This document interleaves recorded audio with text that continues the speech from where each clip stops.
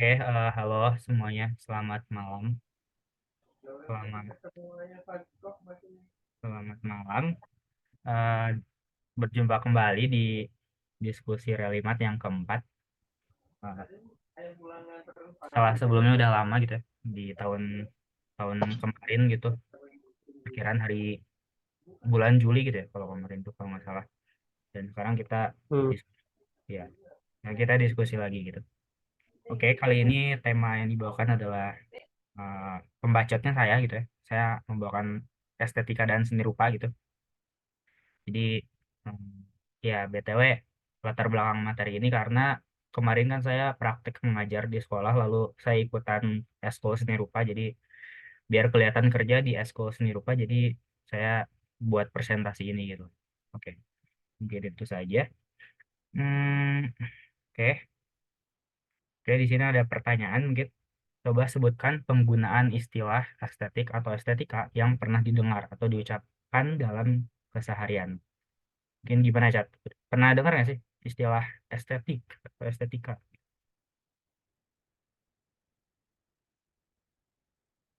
Masih di mute, Cat. Oke, sorry, sorry. Cukup Ya. familiar sih masalah estetika dan kemarin juga sempat ngebaca gitu ya di beberapa buku pengantar filsafat. Kemarin terakhir ditulis sama ada perkumpulan namanya Lingkar Studi Filsafat Hmm. yang ada di Jatim gitu kalau nggak salah, di sebelah mananya lupa lagi, di Malang kalau nggak salah. Hmm. Ngebahas juga tentang estetika itu apa. Yes. Eh, Penggunaannya biasanya mana denger di gimana, Cat? Kalau buat penggunaan biasanya lebih ke ini sih ya, estetik tuh. Kalau Hmm. dalam hal yang formal baku biasanya di seni rupa, tapi kadang-kadang dalam bahasa keseharian juga kita dalam konteksnya apapun itu, keterkaitannya apapun itu selalu membahas tentang estetikanya, misalnya kayak dari estetika apa ya, misalnya estetika mengajar, misalnya hal-hal yang mungkin di luar dari seni rupa sendiri kayak gitu. Oke. Kalau estetik itu ini dong ya, familiar dong ya di Instagram Familiar. gitu, ya kan? Ya tadi bener ya, estetika tadi mengomentari yang agak hubungannya sama filsafat, yes, estetika ini adalah cabang dari filsafat gitu ya. Kalau nggak salah tuh ada apa ya, metafisika, eh, aku lupa epistemologi gitu. Lalu ada etika, estetika, dan logika. Jadi ada 5 kalau nggak salah. Oke, jadi ya estetik biasanya tadi ya biasanya di story Instagram gitu ya, kayak wah ini story-nya estetik gitu atau enggak mungkin waktu ke kafe gitu ya. Wah ini kafe interiornya estetik, kafenya estetik gitu ya, Chat. Pernah dengar gitu nggak sih? Hmm, Ya, ya, gitu. Mm, itu cukup sering. Oke, dan ternyata gitu ya, estetik tuh nggak sesimpel itu kawan-kawan gitu ya. Oke, kenapa? Kita coba lihat. Oke, jadi oh ya, kita tuh selalu mengaitkan estetika itu pada sesuatu yang indah ya. Iya nggak sih, Chat? Biasanya Hmm, biasanya dikaitkannya seperti gitu. itu. Hmm. Nah, tapi gitu ya, dari maknanya gitu ya. eh, Ya tadi ya, estetika itu kehidupan sehari maknanya disederhanakan dari asal yang kompleks jadi disederhanakan menjadi sebagai sesuatu yang indah saja gitu atau keindahan gitu. Nah, Hmm, tadi ya misal pada kafe lebih tersorot yang tersorot tuh yang estetik tuh ini yang apa ya? Hal-hal visualnya gitu, style interiornya itu bagus, indah gitu, lalu penyajian makanannya keren dan sebagainya. Jadi itu disebut estetik gitu. Tapi gitu, estetika itu lebih dari hal itu gitu ya. Estetika itu meninjau juga rasa gitu, tekstur, lalu bau juga gitu ya. Jadi kayak estetika tuh eh, kepekaan gitu ya, kepekaan gitu. Jadi ini seperti rasa, tekstur, bau itu juga termasuk pada estetika gitu. Nah, jadi saat kita berbicara tentang estetika gitu, kita membahas mengenai hal yang indrawi yang kita terima gitu ya, hal indrawi gitu. Lalu estetika juga bicara tentang hal yang tidak kita sukai karena tadi ya menyangkut hal indrawi gitu. Misalkan kita nggak suka aroma dari kotoran kita gitu. Itu menyangkut estetik juga gitu loh. Karena itu melibatkan hal yang indrawi gitu. Oke. Nah, sebelumnya ini ada mungkin diagram gitu ya. Ini ada kayak diagram koordinat gitu ya, dengan sumbu X dan sumbu Y. Oke, kita coba ini ya, di kuadran pertama gitu. Ini adalah, eh, kita coba baca dari sumbu X-nya dulu, absolutely absolute gitu. Keabsolutan yang absolut. Jadi kayak logika matematika di sini gitu ya. Ada matematika murni gitu. Nah, ini nilai kebenarannya adalah sahih atau nggak sahih, atau valid atau nggak valid gitu. Lalu ini ada relatively absolute, kerelatifan yang absolut, kayak pengetahuan empiris, lalu ada modern science. Nah, ini nilai kebenarannya adalah benar atau salah. Kenapa relatif? Karena mungkin di sini modern science contohnya itu metodenya bisa beda-beda gitu ya, tetapi menghasilkan sesuatu yang hmm, sama gitu, cenderung sama. Absolut. Oke, lalu ini di kuadran keempat dulu ya, ada absolutely relatif. Ya, misalnya kayak di sini ranahnya kayak agama gitu ya, etika dan lain-lain, karena keabsolutan yang relatif gitu. Ini nilai kebenarannya adalah baik atau buruk. Oke, lalu relatively relatif. Ini adalah ranahnya estetika dan seni nih. Ini yang mau kita bahas gitu ya. Nilai kebenarannya adalah bagus atau jelek, atau apa ya, indah atau enggak indah ya. Ya, sejenis itu gitu ya. Oke. Nah, ini yang kita akan bahas. Oke, kita mulai dari pengertiannya dulu kali ya. Estetika gitu. Eh, Asalnya dari bahasa Yunani, jadi aesthetikos. Ini artinya mengetahui, mengalami secara indrawi gitu ya. Nah, ini ya, dari pengertian ini gitu ya, jika kita hanya mengaitkan yang estetik pada hal-hal yang indah saja, berarti kita mengabaikan persepsi dan sensasi dari indera lain gitu yang ditimbulkan secara indrawi. Karena ini ya, estetika tuh bahasa awalnya dari mengalami secara indrawi gitu. Itu kata kuncinya, pengalaman indrawi. Ya, jadi seseorang melakukan penilaian estetik harus ada pengalaman estetik yang dialami gitu. Oke. Eh, Proses pengalaman estetik kita itu membawa kita dalam kesadaran mengatakan kita menyukainya atau tidak gitu. Jadi sebelum kita menilai kita nggak suka atau suka gitu, itu kita perlu ada pengalaman estetik terlebih dahulu gitu. Misalkan, apa cat yang mana yang nggak suka cat, atau apa yang kamu suka? Ini pengalaman indrawi ya? Nggak, mana suka apa dulu deh, kita Oh, suka. gampangin dulu. Oh, bebas kan ya? Iya boleh. Makanan deh, biarin. Oh, makanan. Hmm. Duren deh, duren. Nah, durian, ya betul. Namanya suka durian Karena rasa nggak? rasanya. Nah, kan Rasanya. nama dengan mana mengalami apa ya? Dengan mana merasakan rasa dari durian tersebut. Nah, itu adalah eh, pengalaman estetik lu gitu. Pengalaman estetik mana itu tuh? Yang mana mana Hmm. bisa menilai enak atau enggaknya dari berdasarkan pengalaman estetik tersebut. Jadi mana bisa menilai durian itu enak atau tidak gitu. Jadi harus ada pengalaman estetik dulu sebelumnya. Ya, lalu bisa menilai gitu ya. Begitu kira-kira. Hmm. Jadi, oh ya, dan peng- penilaian estetik ini tidak ada yang biasa-biasa aja ya. Jadi antara suka atau enggak gitu. Jadi nggak ada yang Hmm. biasa-biasa aja. Kalau ada yang biasa-biasa aja, berarti proses, misalkan kayak saya udah nonton film, tapi filmnya kayak biasa aja gitu setelah ditonton. Nah, di situ jadi saya tidak merasakan pengalaman estetik sebelumnya gitu, sehingga saya tidak bisa nih menilai film tersebut, sehingga ya saya jatuh pada kesimpulan eh, film tersebut biasa-biasa aja gitu. Jadi nggak ada tuh yang biasa-biasa aja dalam penilaian estetik gitu. Kira-kira. Oke, ini tadi contoh yang paling ekstrim gitu, duren. Duren tuh antara ada yang nggak suka banget dan ada yang suka banget. Nah, itu yaitu namanya penilaian estetik gitu. Jadi nggak ada yang biasa-biasa aja gitu. Oke, tadi kan Ica udah ini ya, share gitu. Eh, Duren, mana suka duren karena sesuatu gitu. Mungkin Dian, mana ada yang mau komen? Mana suka duren nggak? Suka, nggak benci duren, nggak gelo sama duren. Cuma ya Hmm, kalau kebanyakan mah kerasa sih pusingnya. ya, gitu. Kenapa tuh mana suka sama duren? karena enak menurut orang. Berarti mana Kalau udah dibilang merasakan. estetik dari tampilannya, ya lumayan sih. Luarnya hijau, dalamnya kuning banget. Hmm, Oke. Ada perpaduan warnanya gitu. Oke. Ya itu juga pengalaman estetik ya. Kayak mana melihat melihat secara visual durian tersebut. Nah itu pengalaman estetik.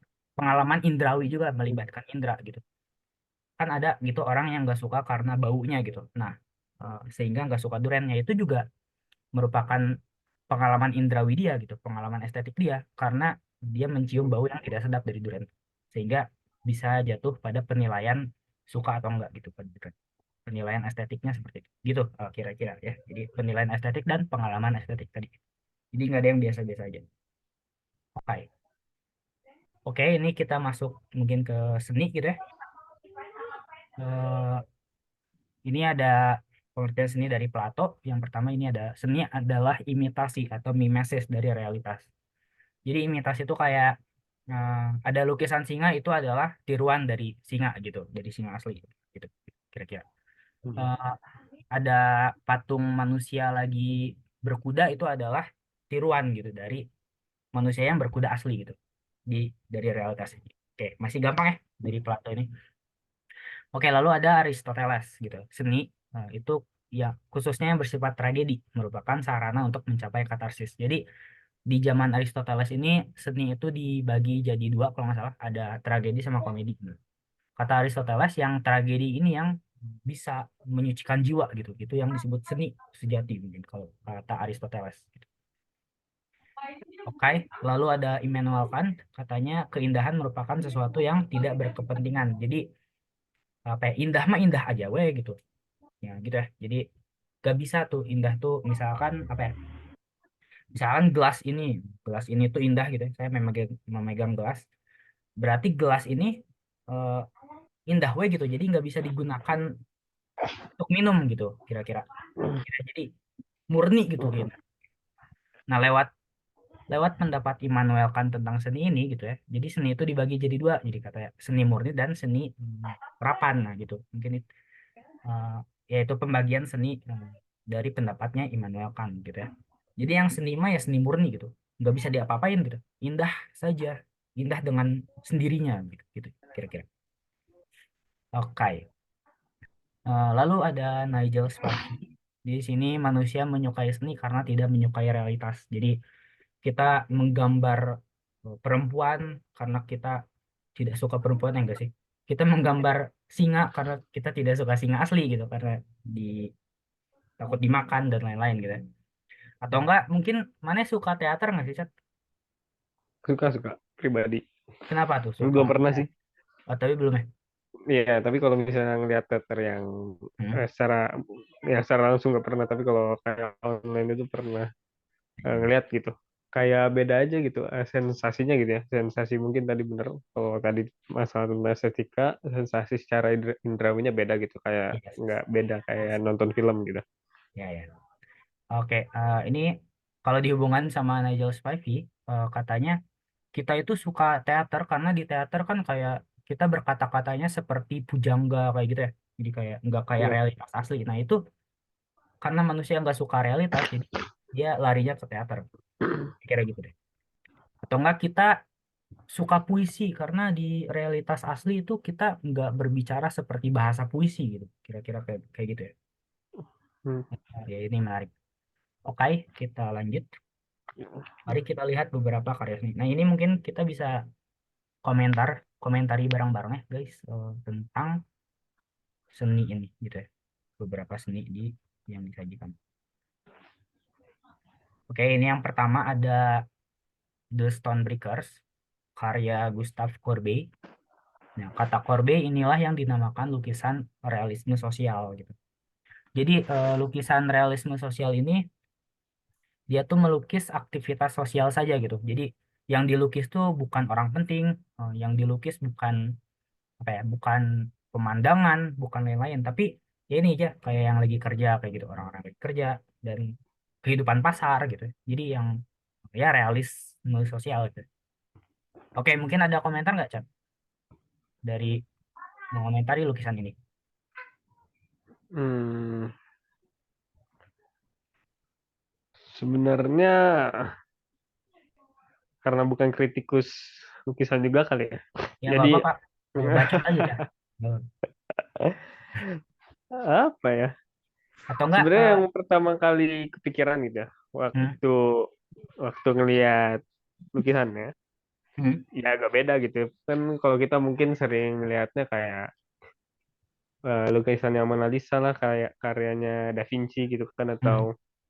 mungkin kalau yang di Indo kayak lukisan Raden Soleh yang mereka tuh Penangkapan ngegambarkan Bojonegoro. ya yang penangkapan itu ya, penangkapan kok Raden Saleh sih.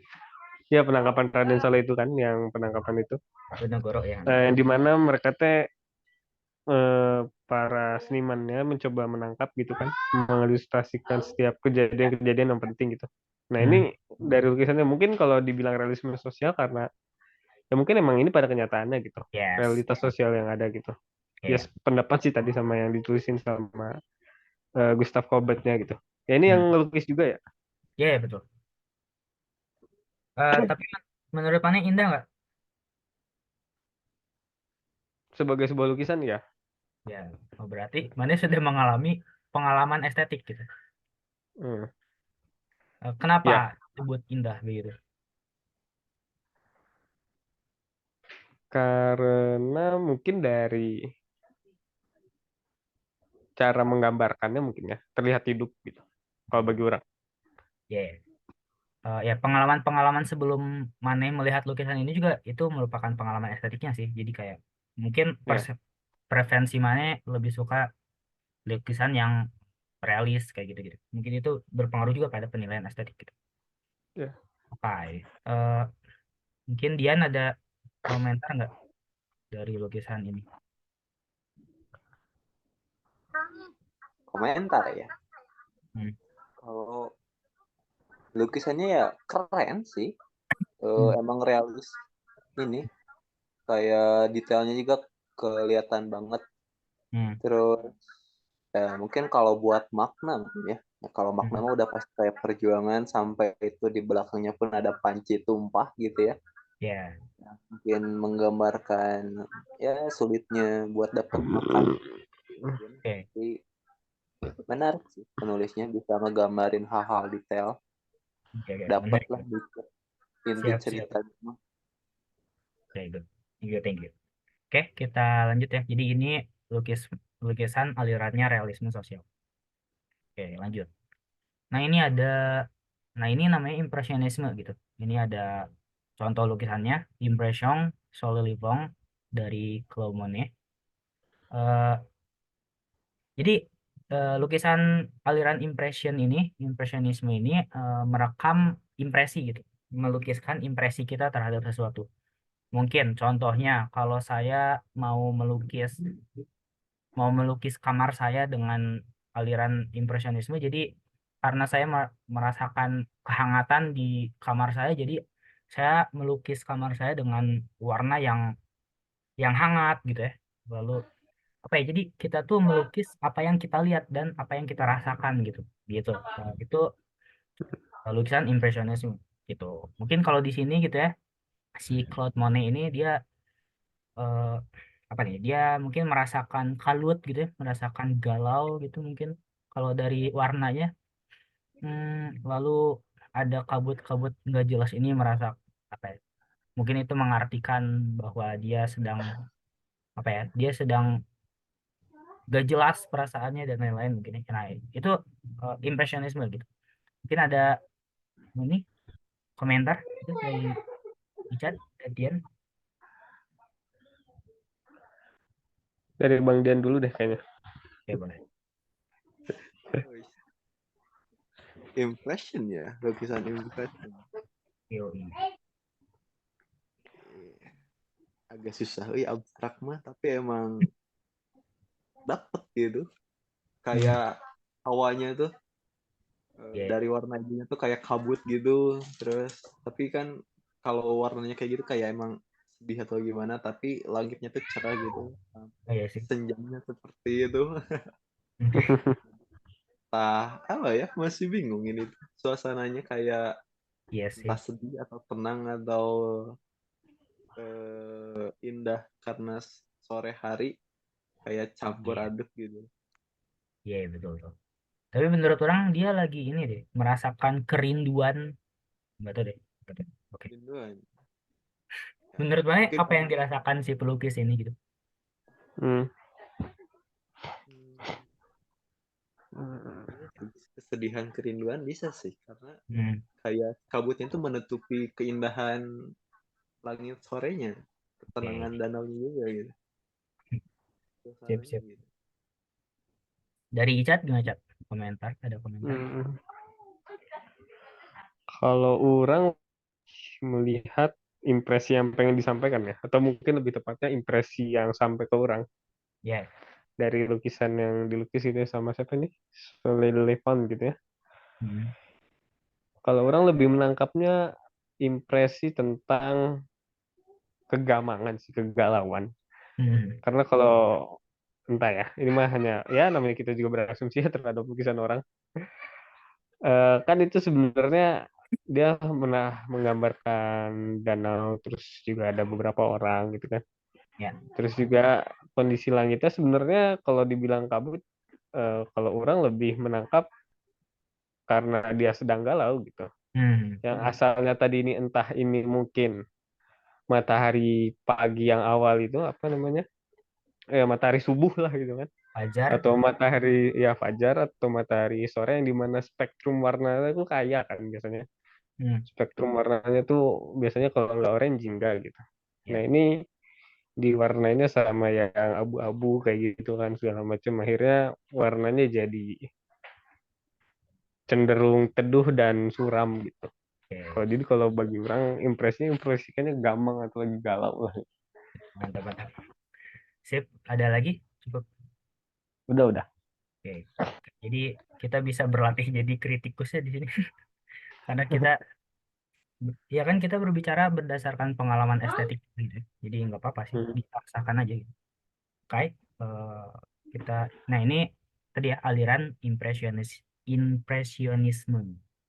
Lanjut, nah ini eh, alirannya surrealis. Ya, ini ada The Persistence of Memory dari Dali Oh, gitu. Salvador Dali. Ya. Jadi lukisan ini tuh melukis antara batas alam mimpi dan alam realitas gitu ya. Jadi kayak gak jelas gitu lah. Kayak misalkan ini ya ada jam meleleh gitu ya. Lalu ini ada apa nih? Ya, pokoknya ya sesuatu yang digembrong oleh semut gitu. Lalu Hmm. ini juga apa tuh? Ini itu selimut atau apa gitu? Aku juga tidak mengerti. Lalu satu ini ada jurang atau ini pantai? Saya tidak tahu. Jadi kayak ya pokoknya ini ya dia menggambar alam mimpi sih gitu ya. Ini ciri khas surrealis tuh seperti itu. Mungkin ada komentar mau mengomentari lukisan ini dari Isyad atau Dian? Surrealis ya. Mana di chat? Mana dulu? Waduh, hampir tidak ada komentar sih. Baik, baik. Kalau dari Dian mungkin ada komentar untuk lukisan Dali ini? Tuh, maknanya belum dapet. Oke. Saya sih emang ada ya. Saya sih memang tidak mengerti ya kita surrealisme. Oke nih coba nih. Ini surrealis lagi nih. Ini saya saya suka lukisannya Rene Magritte. Ini surrealis juga. Di sini ada apel yang mengambang, lalu apel ini kontras gitu ya, jadi hijau dari apa ya, dari backgroundnya gitu, hijau sendiri dan ini jadi pandangan kita langsung ke apelnya gitu. Lalu ini juga ini gak jelas nih, dia tuh lagi menghadap ke kita atau menghadap ke belakang gitu ya, karena ini lengan kirinya tuh seperti ini ada sikutnya gitu. Oke, gitu deh. Ini menurut saya ini surrealis yang keren. Gimana? Ada komentar gak nih dari lukisannya Rene Magritte tersebut? Ian mungkin atau Richard?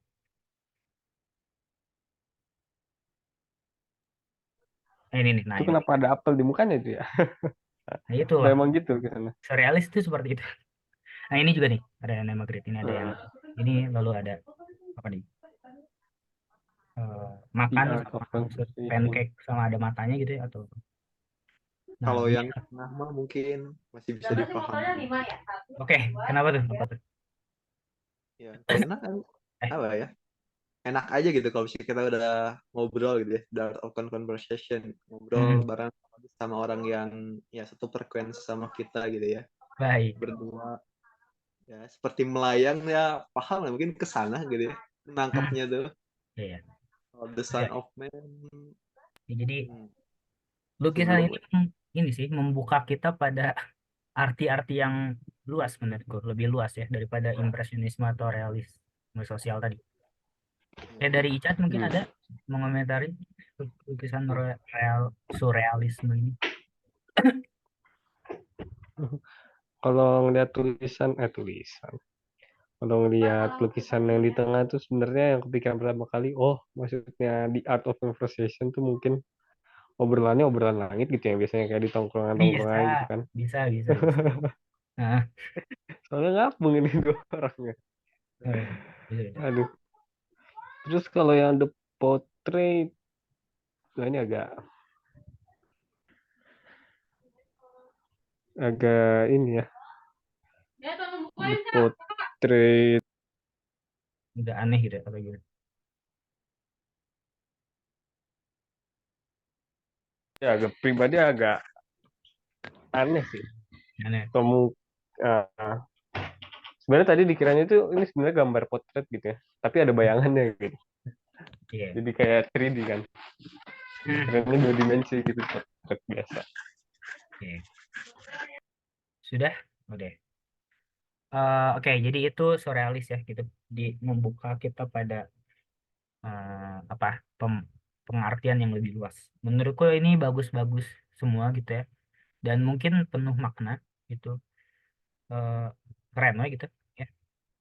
Oke, lalu ini ada rumusnya, rumus dari surrealis. Karena ini saya suka lukisan surrealis ya. Jadi kita bahas dikit. Jadi salah satu unsur yang ada di aliran lukisan surrealisme adalah juxtaposisi gitu.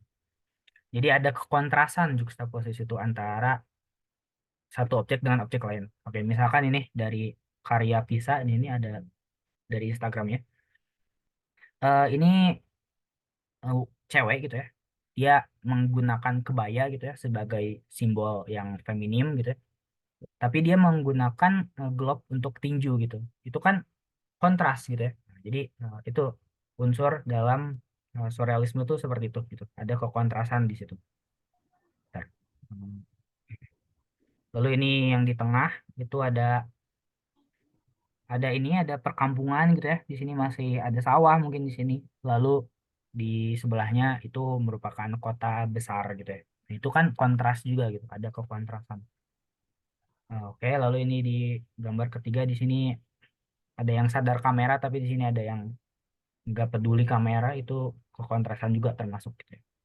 Ini BTW ini apa Instagram saya gitu. Lalu berikutnya di sini juga ini ada yang pakai masker tapi dia merokok gitu.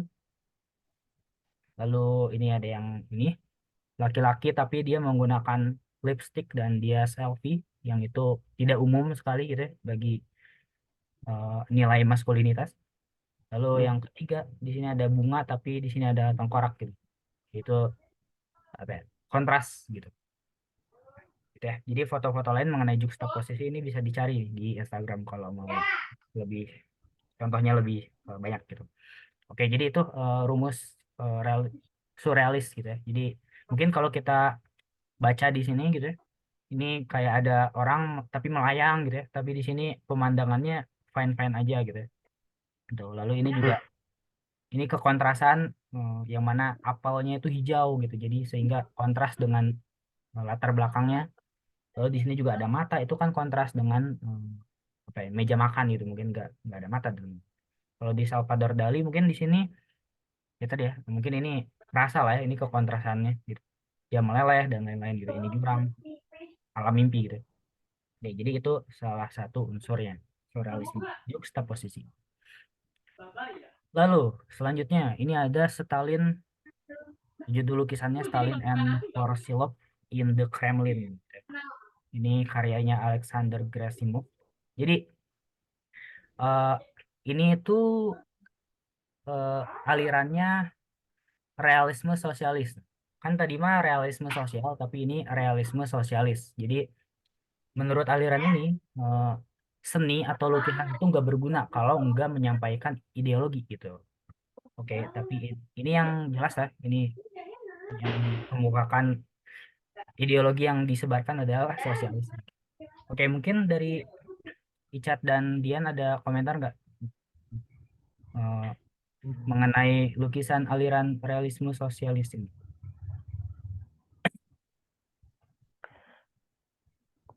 Dari Dian mungkin Dian? Realisme sosialis. Hmm. Oh. Lukisannya mah keren. Ya jadi Kayak bendera Indonesia. Kayak bendera Indonesia. mana? Oh Kan iya, mana? itu bareng tinggal batasan tinggal. Ya jadi Tapi yang di ya eh, emang beda sih penampakan orangnya. ya, yang dilukis oleh aliran realisme sosialis ini adalah orang-orang penting gitu, ya, pejabat kayak gitu. Itu yang Hmm. dilukisnya seperti itu.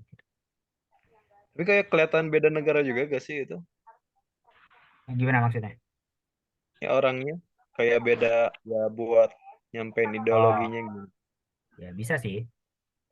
Kayak yang tadi Mani bilang. Hmm. Jadi ya iya sih. Kesana. Hai, dari Icat ada Cat mengenai aliran ini? Kalau tadi yang seperti disampaikan, kalau ini berarti mengandung atau bertujuan untuk menyampaikan satu ideologi tertentu, Hmm. berarti ada kemungkinan dia ada gitu. Berarti Ya, Stalin sama Voroshilov ini belum tentu pernah ketemu kan. ya bisa bisa betul betul. Bisa aja, bisa Jadi aja. kayak gitu. Oke, oke. Udah cukup atau ada lagi? Udah gitu jadi. Hai. Lanjut guys, di sini ada oke ini kita mulai masuk ke yang aneh-aneh gitu, ya. Ini ada abstrak mungkin ya atau apa gitu.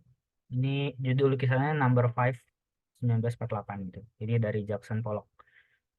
Oke, sebelum saya menyampaikan konteks dari lukisan ini mungkin ada yang mau berkomentar nggak tentang lukisannya itu sendiri? Gimana Icat atau Dian?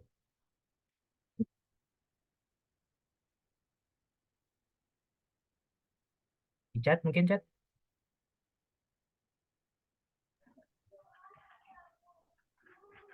No comment sih ini.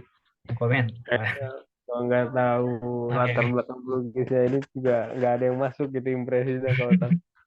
Oke, ini BTW lukisannya mahal gitu. Ini $1.000, 1.000 juta. Ya gitu.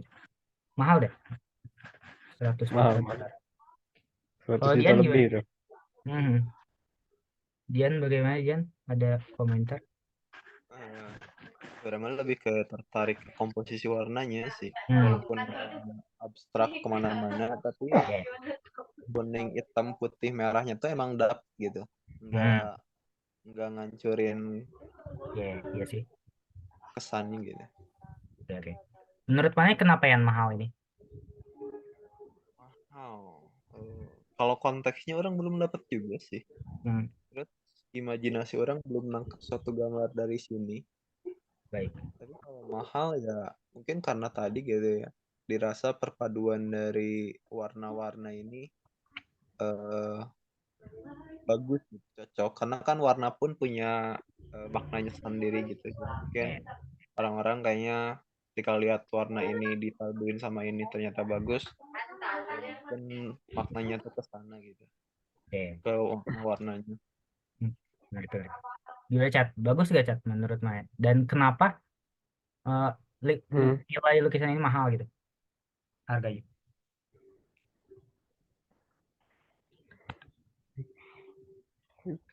Jujur kalau dilihat secara kayak mau lukisan gitu sih. Maksudnya harus dilihat secara overall gitu kan. Kan Hmm. ada pepatah kalau mau lihat lukisan tuh mundur dikit. Cenah. Yes, yes. Tapi menurut Maya kenapa mahal gitu? Mahal karena mungkin karena keabstrakannya justru. Ya. Oke, Mungkin ya. oke. Baik. Jadi lukisan ini tuh dilahirkan saat si Jackson Pollocknya lagi performance gitu. Jadi performance art gitu masuknya gitu. Jadi si Jackson Pollock nih melukis gitu ya, bukan ngasal sih ya, ngelukis lah di tempat gitu.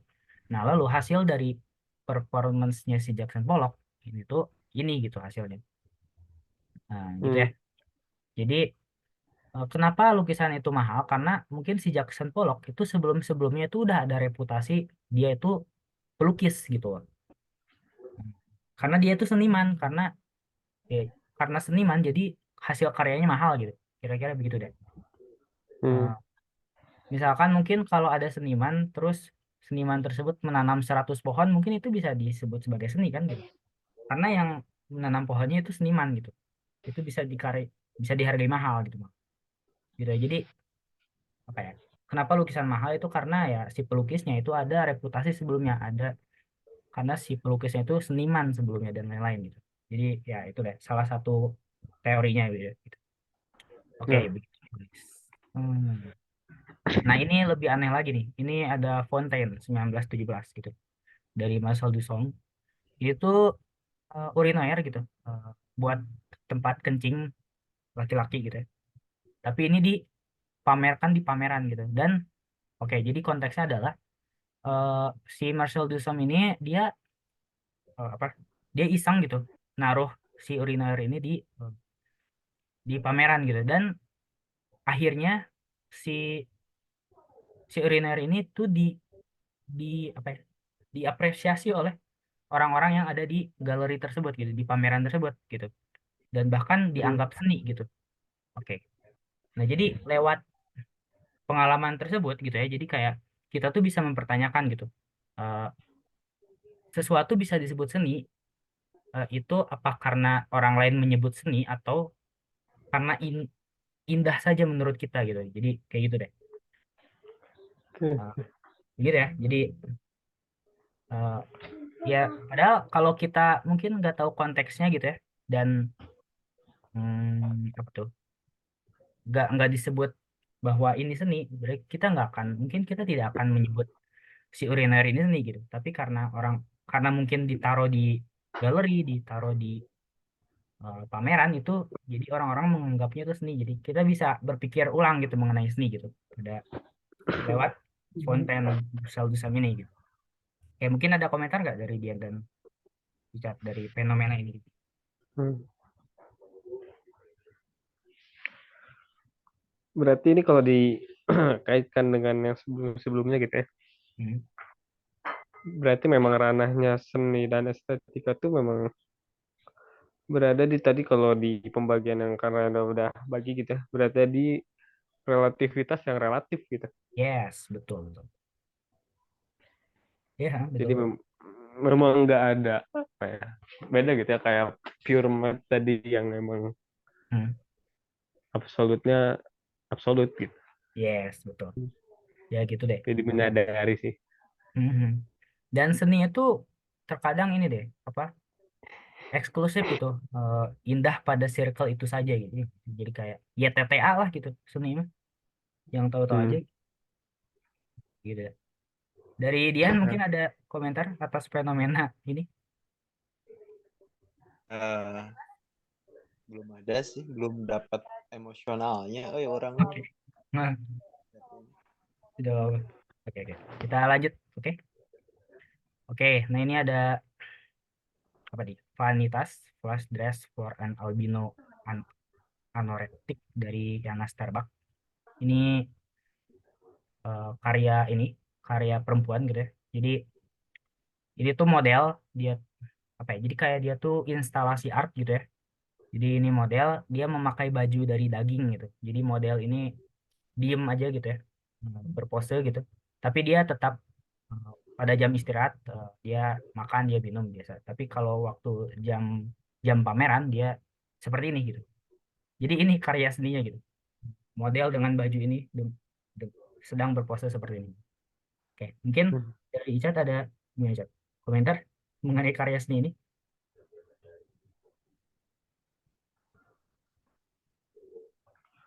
Sebenarnya dalam dalam tiap karya seni itu yang coba dipikirkan tuh kadang kan kita apa namanya memikirkan apa pesan yang mau disampaikan gitu kan. Ya, Tapi setelah melihat gambar ini sebenarnya memang tidak ada yang ya mungkin memang bagi beberapa orang atau khususnya bagi Jana Starbuck ini adalah sesuatu yang estetik gitu ya. yes, ya kayak gitu. Hmm, Mas daging. nggak pas chat udah. Udah. Oke, dari Dian mungkin ada nggak ya? Dian gini, sibuk. Ada komentar untuk seni rupa ini Dian? Oh, orang. Hmm, Hmm, ya, buat maknanya ada sih oke, maknanya. apa tuh maknanya? Seperti agak mengenaskan juga sih. Kayak perempuan tuh ya buat konsumsi gitu. Oke oke, anjir ini menarik menarik.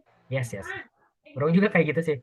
Jadi pameran ini tuh 3 hari gitu ya. Jadi baju ini tuh nggak diganti-ganti. Jadi bajunya bisa membusuk pada saat itu juga dikerubungi lalat saat itu juga. Jadi dan aku Hmm. memaknainya adalah perempuan itu kalau sudah lama tuh dibuang gitu seperti daging ini yang membusuk gitu. Oke, mungkin itu sih pemaknaan gue. Oke, kita lanjut guys. Di sini ada one and three chairs. Jadi di sini karya Joseph Kossuth. Jadi di sini ada kursi asli gitu ya. Lalu ini ada foto dari kursi. Lalu ini ada definisi kursi gitu. Oke, jadi yang mana yang kursi gitu? Gimana nih menurut teman-teman? Iya sih. Gimana chat menurut mana?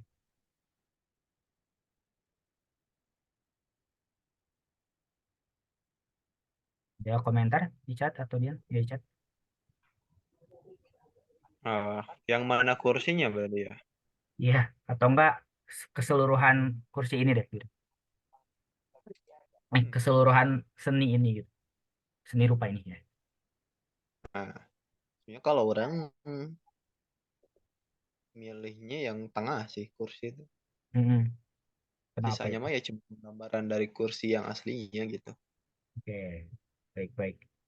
Tapi menurut Derrida gitu ya, jadi kayak kita tuh hidup pada dunia teks gitu. Jadi yang nyata itu yang teks, tidak ada yang real di luar teks gitu.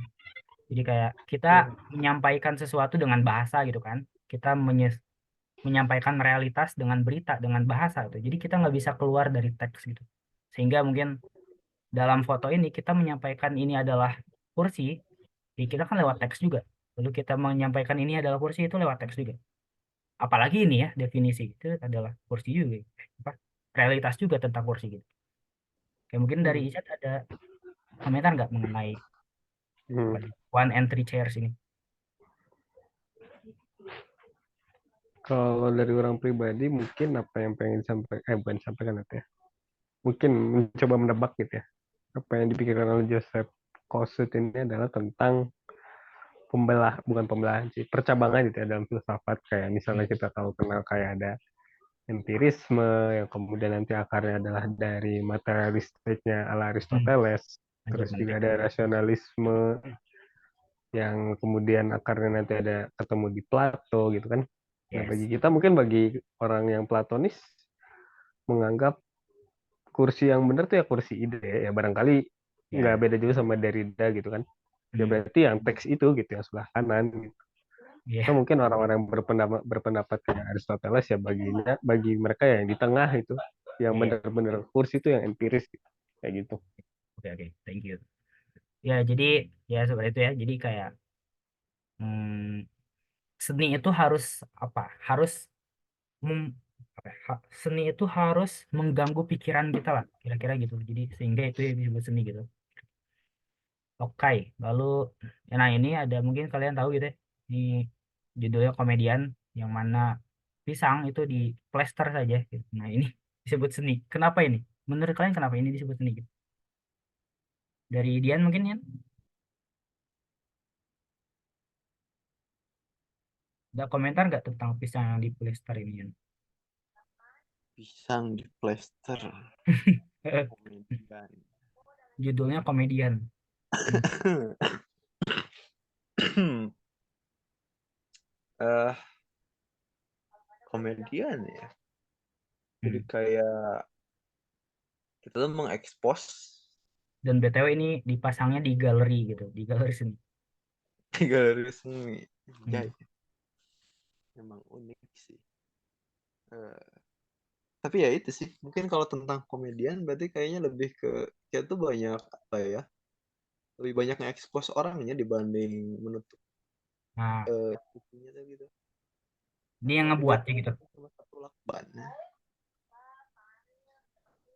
Kenapa ya? Tadi kurang kedengar. Iya, ininya cuma selakban doang gitu. Jadi kayak masih banyak gitu bagian Hmm. pisang yang terekspos yang akhirnya pasti bakal jadi busuk gitu. Oke, kan ya menarik analisisnya. Oke, mantap. Dari Icat bagaimana? Mungkin ada komentar, Icat? Komedian. Kalau nebak-nebak aja nih Maya. Hmm. Dari pemberian nama, kan ini pasangnya di galeri mungkin ya. Yes, Karena dipasang di galeri cuma sebenarnya ini pengen mengolok-olok aja gitu. yes, yes. Ketika Sama sih orang-orang Rega. ribet, ketika orang-orang bikin lukisan ribut-ribut segala macam, bikin pantun segala macam, dia si Ya, Mauricio Cattelan ini cuma nempel pisang dong pakai plester lagi gitu kan. iya, iya, betul, betul. Ya, sama-sama.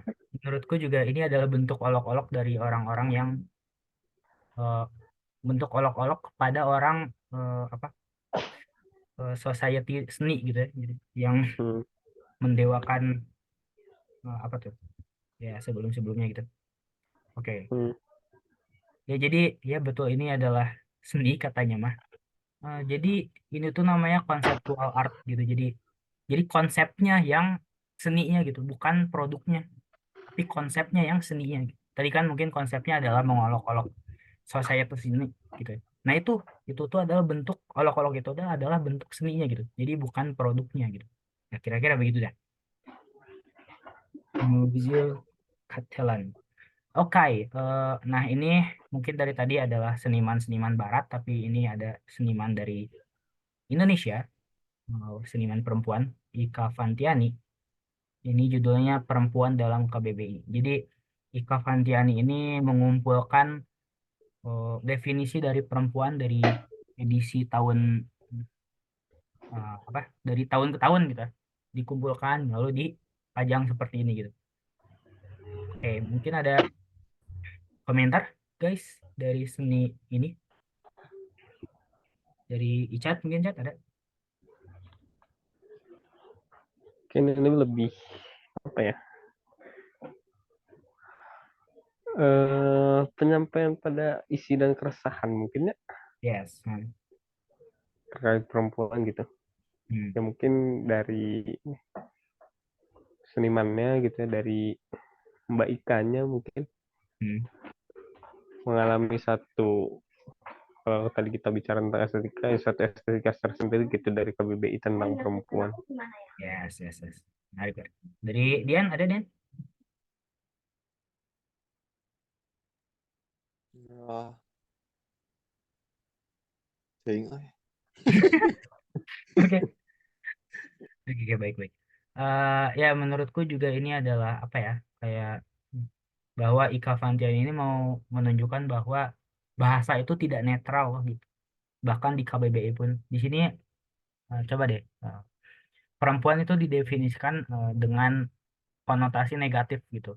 Bahkan ada anak-anak kalimatnya kayak geladak, jahat, jalanan pelacur gitu, jalang, nakal dan lain-lain gitu. Sehingga coba deh sekarang juga cek KBBI seperti itu gitu. Jadi kayak gitu deh. Ika Fantiani itu mungkin keresahannya adalah itu ya kayak bahasa pun eh, meng apa ya? Bahasa pun eh, apa sih bahasa feminisnya? Bahasa pun mengintimidasi apa tuh? Ya, bahasa pun mengeksploitasi gitu deh. Bahasa pun eh, menganggap perempuan itu tidak apa ya? Rendah gitu lah, kira-kira begitu. Oke. Oke, nah itu contoh-contoh dari seni guys, Eh, dari seni rupa. Jadi mungkin ini ada pertanyaan terakhir sih. Jadi menurut kalian apa itu seni guys? Dari Dian mungkin ada yang mau berpendapat apa itu seni? Seni ya. Hmm. Seni itu kalau menurut orang eh, sesuatu yang bisa dinikmati Hmm. eh, dan tentunya punya makna tersendiri gitu. Baik. Ya walaupun relatif jatuhnya tapi ya selalu ada maknanya gitu Hmm. yang bisa dirasa. Oke, baik. Iya sih. Susah sih kalau kurang ya mendefinisikan seni itu. Eh, susah deh. Dari contoh-contoh yang tadi jadi kurang tuh jadi bingung sendiri deh. Apa itu seni gitu? Nggak ada yang ajak gitu. Mungkin dari Icat ada ini nggak? Ada pendapat Apa ya? apa itu seni? Kalau seni mungkin adalah satu halnya apa yang tadi ditangkap setelah lihat beberapa contoh gitu. Hmm. Adalah satu hal yang bisa kita sebut kemudian sebagai puncak egoisme dari manusia gitu. Hmm. Karena memang seni itu kalau dilihat-lihat tadi ya sangat-sangat private gitu ranahnya karena Yes. masing-masing dari kita pun bisa mengimpresikan secara berbeda, memiliki satu pengalaman estetika yang berbeda gitu terkait atau dalam satu karya seni yang sama. Hmm. Jadi itu sih kalau seni mah. Gitu. Yeah. Makanya mungkin itu adalah ekspresi paling bebas dari manusia gitu karena ya bisa sabodo teuing lah gitu. Ya, ya betul. Iya sih. Ya, ya sama sih menurut orang juga apapun produk yang dibuat atau apapun yang disengaja dibuat manusia, tapi ada setidaknya ada satu orang deh minimal yang menyebut itu seni ya. Itu menurut orang seni gitu. Tidak. Apakah menurut kalian seni itu perlu diakui oleh orang lain nggak? Dari Dian mungkin Yan? Kalau buat seninya ya gak perlu sih, kita Hmm. bebas. Cuma kalau misalnya buat kayak ya kita tujuannya jadi ke malah kejual beli atau gimana ya mungkin perlu diakui dulu gitu. Hmm. Ya. Oke, oke. Dari Icat, Chat, Tadi pertanyaannya gimana? seni itu perlu diakui oleh orang lain juga nggak gitu? Setidaknya ada yang memvalidasi bahwa itu seni. Kayak perlu atau enggak? Enggak sih. Karena kemudian ya ini Icat masih berpegang teguh dengan definisi yang tadi udah di ini ya. Hmm. Karena kemudian seni adalah satu egoisme paling tinggi gitu. Yang dimana mungkin yang dapat memahami yang kita sebut ketika kita melahirkan suatu karya seni misalkan, ya barangkali tidak ada satu orang pun gitu yang mengakui itu seni gitu. Dan Hmm. kemudian gunanya pengakuan seseorang gitu, orang lain terhadap karya seni yang memang misalnya kita sengaja kita buat, secara kausa formal yaitu mungkin hanya sebagai sebatas pengakuan nanti ke depannya kita adalah seorang seniman gitu. Jadi ketika memang misalnya kita membuat karya seni dan menurut kita itu seni dan kemudian ada beberapa orang yang mengaku itu adalah suatu seni gitu, ya itu hanya berefek ya lu bakal diakuin sebagai seniman gitu. Hmm. Apakah kemudian kalau misalnya tidak diakui itu bukanlah seni, ya setidaknya itu seni buat diri lu sendiri gitu. Ya, oke, mantap. Bingung aja. Oke, mungkin udah sih itu aja dari saya. Mungkin kalau ada pertanyaan nggak guys tentang atau ada yang mau didiskusikan lagi? Ini Hmm. referensinya bukan. Ya, thank you. Ya, ada nggak guys? Pertanyaannya Atau itu ada tadi yang mana apa ya bentar. Tadi kayaknya nyimpen deh satu pertanyaan bentar tapi lupa apa ya. oke, sambil menunggu. Oh udah terjawab tadi. Pertanyaannya, oh gini, Apa itu? balik ke masalah estetikasi tadi. Kan Ya, tadi secara secara definitif atau mungkin juga secara istilah gitu kan. hmm, Estetika adalah sesuatu yang dialami secara indrawi. Yes. Nah, misalnya ini kita contoh kasus aja ya. Hmm. Misalkan ada seorang anak kecil, dia kemudian diajak eh, sebelumnya gitu ya. Misalnya datang ke kebun binatang. Terus misalnya dia sebelumnya gitu ya diceritain nih misalnya sama bapaknya.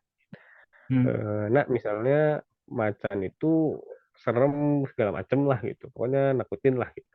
Hmm. Nah kemudian pas dia ketemu macan di kebun binatang, Ya. dia ekspresinya takut gitu karena tadi udah diceritain kan, udah ditakut-takutin Oke. gitu sama bapaknya.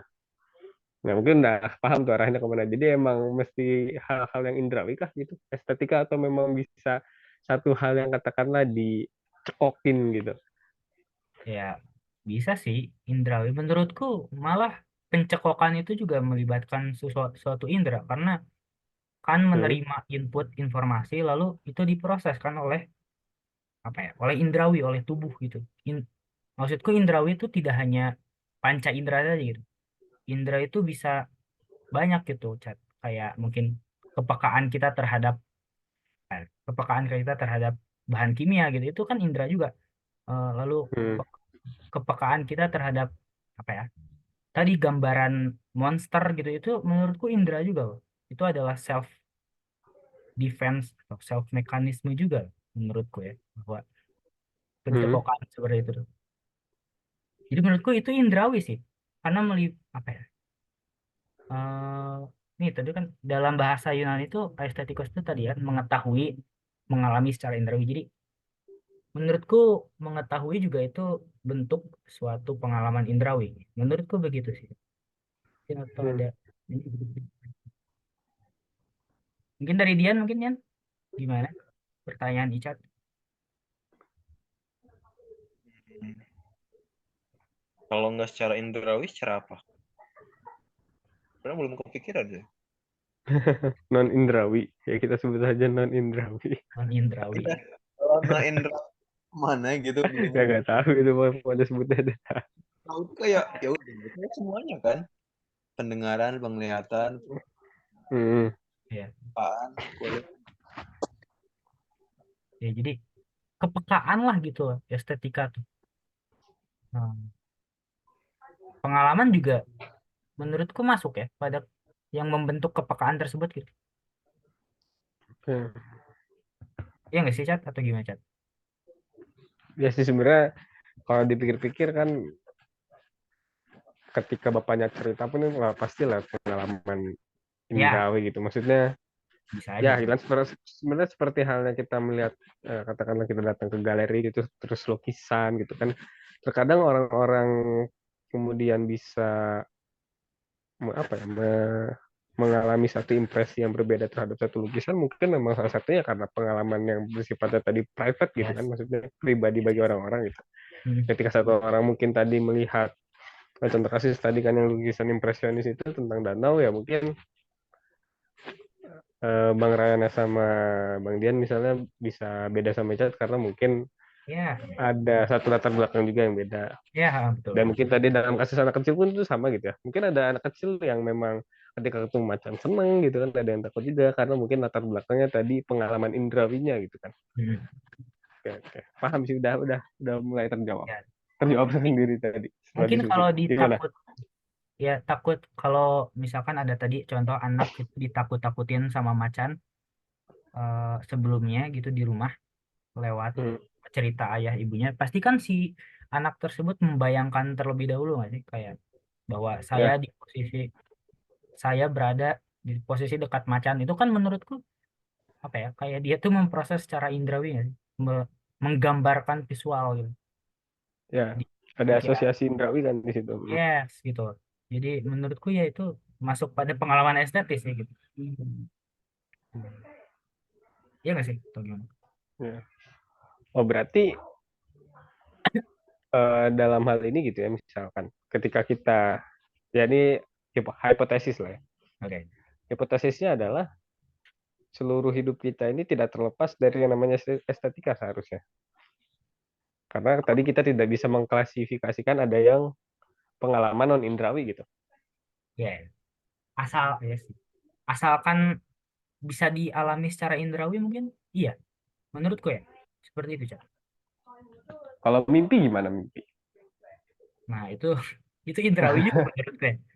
Karena ini impresionisme ini loh, surrealisme ini lahirnya dari mimpi gitu. Dia menggambar alam mimpi. Itu menurutku pengalaman estetik juga.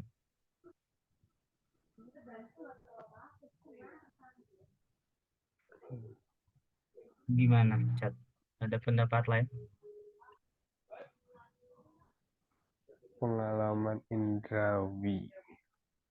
Kayak Mimpi. sebenarnya yang bikin bingung tuh apa namanya, kita kalau ngomongin indra kan berarti ngomong tentang penglihatan, pendengaran, perabaan, Hmm. indra perasa juga, terus kalau yang kulit tuh apa namanya, ya itulah gitu, ya pokoknya Ya, ada 5 indra. sentuhan. Kemudian kan kalau dalam mimpi ya memang kita juga katakanlah dalam mimpi, misalnya mimpi melihat, yaitu secara indrawi, tapi kan Iya kan? tidak secara materialistik gitu, maksudnya nggak Menurut ada iya di sih. di dunia materi gitu. Hmm. Iya sih. Jadi Eh, iya, agak agak bingung di situnya aja tuh. oke, oke. Gimana ya jawabnya? Pendapatku gini sih, Cat. Mungkin indra itu bukan hanya 5 gitu, Cat. Itu menurutku penyederhanaan saja. Hmm. Ya tadi menurut tadi kan kayak ada indra tadi apa kepekaan terhadap bahan kimia itu indra juga gitu. Jadi indra tuh kepekaan Hmm. kita gitu lah. Kira-kira begitu. Hmm. Nah, menurutku kalau di mimpi gitu ya, itu kan melibatkan indra juga, ya nggak sih? Jadi Hmm. tanpa apa ya? Tanpa harus real gitu. Asalkan dia melibatkan pengalaman indrawi saja, tanpa harus real gitu. Hmm. Menurutku itu merupakan kepekaan juga gitu, sehingga kita mengalami pengalaman estetik. Oke, paham. Mungkin beda kali ya, apa tadi tuh hal yang materialistik sama hal-hal yang dialami oleh indera kita. Kira-kira begitu deh, kira-kira.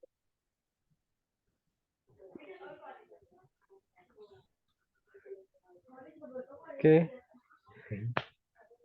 kalau tadi nyebutin indra adalah ya tidak terbatas gitu ya sebenarnya, mungkin banyak hal yang bisa kita indra, tidak tersimplifikasi pada 5 yang tadi gitu ya. Hmm.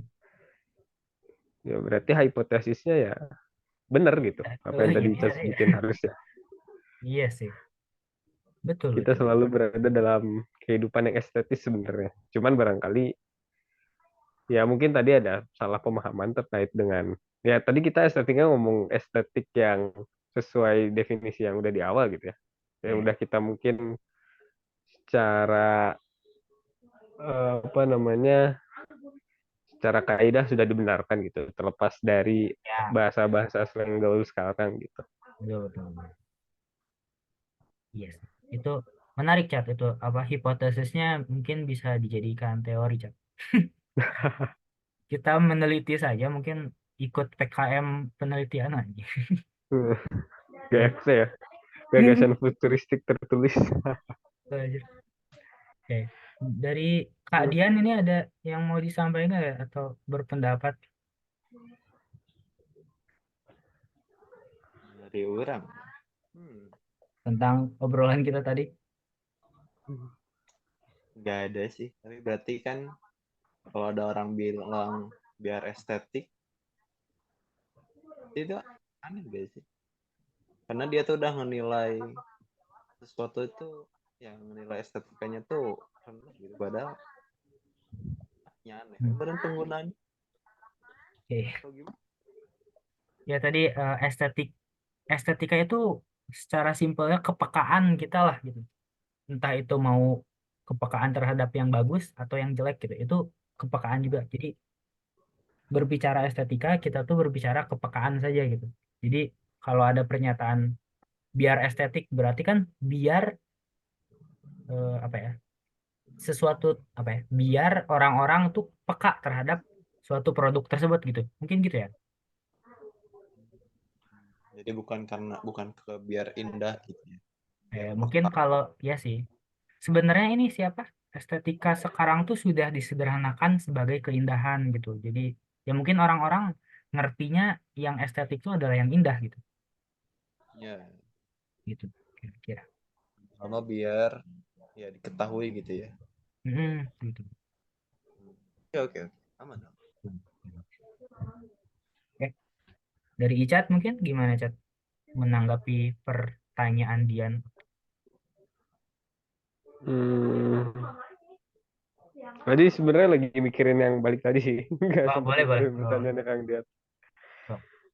Sebenarnya kan tadi sebenarnya ada kayak lah sebelum kita terburu-buru mengamini hipotesis ya gitu. Hmm. Kan tadi ada satu prasyarat bahwasannya dalam mengalami suatu hal indrawi ini nggak boleh biasa-biasa aja gitu kan. Ya ya betul. Hmm. Pasti terkotak dalam bagus atau Suka jelek atau gitu. enggak ya? Ya, Hmm. bagus atau jelek lah gitu dan sebagainya. Baik.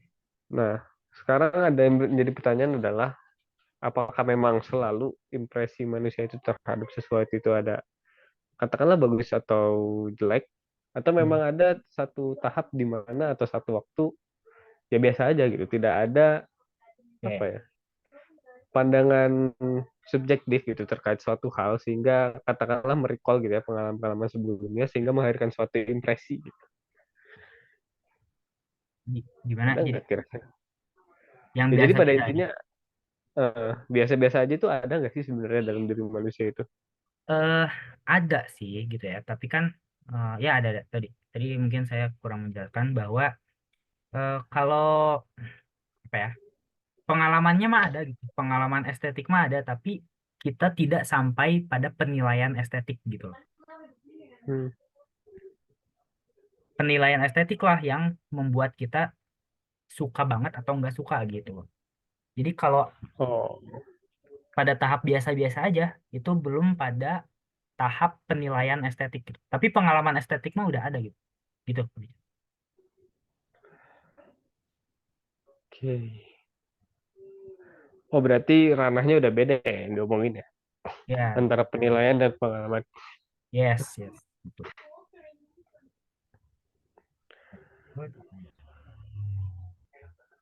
Ini kan contoh paling ekstrimnya Duren. Pengalaman dan penilaian.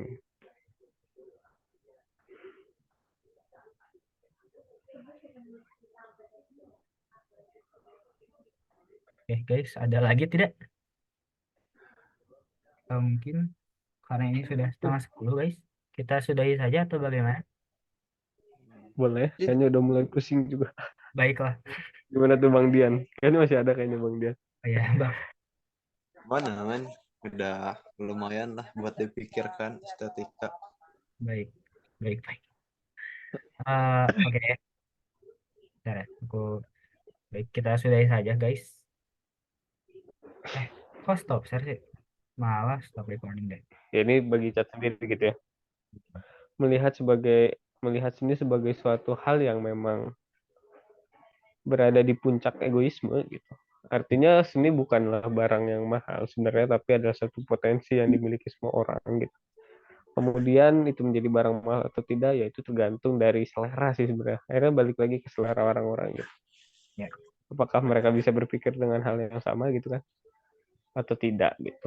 Kayak gitu sih tadi. Mungkin dari Bang Dian ya. Tentang estetika ya. Hmm. Hmm, iya, jadi lebih ke ini sih. eh ya lebih jadi tahu gitu ya. Kenapa yang sekarang ada penyimpitan makna gitu ya. Ada perubahan makna. Padahal ya tadi gitu ya. Kan agak aneh juga sih kalau misalnya penggunaan yang sekarang kayak lebih estetik dan sebagainya. Jadi kayak seni nya tuh diarahin sama orang atau butuh penilaian orang lain dan sebagainya gitu. Jadi kayak nggak bebas juga diri sendiri Hmm. gitu. judgement dan lain-lain. Jadi ya dapat lah ya makna punya estetika tuh apa gitu, biar estetik tuh apa, dapat dikit lah. Oke, oke. Sip, sudah. Oke, mungkin karena sudah ini kita sudahi saja. Terima kasih guys, terima kasih Dian dan Isyad sudah datang.